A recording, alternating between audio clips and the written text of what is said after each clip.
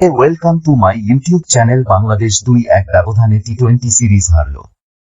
অবশ্যই এটি একটি লজ্জার বিষয় বাংলাদেশের ক্রিকেট ইতিহাসে। যাই হোক, সেটি কথা নয়, কথা হলো গিয়ে বাংলাদেশের কি এই যে খারাপ কিছু ডিজার্ভ করছো কিনা যদি প্রশ্ন করেন, তাহলে আমি বলবো হ্যাঁ, বাংলাদেশ এরকম খারাপ কিছু ডিজার্ভ করে আসলেই। কারণ দেখুন যে বাংলাদেশের কিন্তু প্রতিটি ম্যাচ বা সিরিজ যেখানে বাংলাদেশের খারাপ খেলে, সেখানে কিন্তু বাংলাদেশের ক্যাপ্টেন এবং বাংলাদেশের বোর্ডের ঊর্ধ্বতন কর্মকর্তারা কিন্তু আমাদের টার্গেট নিয়ে বিশ্বকাপ বা আমরা শিখছির মতন এ ধরনের লেমেস্টিক কথাটি বলে ট্রলের শিকার হয় এবং আমাদের বাংলাদেশি ক্রিকেট ভক্তদের মনে দাগ লাগাচ্ছে বারবার। আসলে তাদের কাছে কোন আসলে ট্রফি যেটা আসলে কোন উদ্দেশ্য নয়, এ তাদের একমাত্র উদ্দেশ্য হলো তাদের পকেট গরম করা এবং ক্রিকেটকে বাংলাদেশের মানুষের আবেগের ব্যবহার করে তারা তাদের পকেট গরম করছে এবং বড় অঙ্কের প্রফিটের প্রতি বছর কামিয়ে দিয়েছে। এটি তাদের উদ্দেশ্য ও তাদের আসলে কোন ক্রিকেটার কোন উন্নতি বা কোন ভালো অবস্থানে যাওয়ার কোন উদ্দেশ্য বা ইচ্ছা কোনটাই নেই, তাহলে তো এ ধরনের লেমেস্টিক কথা বলতো না। এর না যে যত কথাই বলুন না কেন,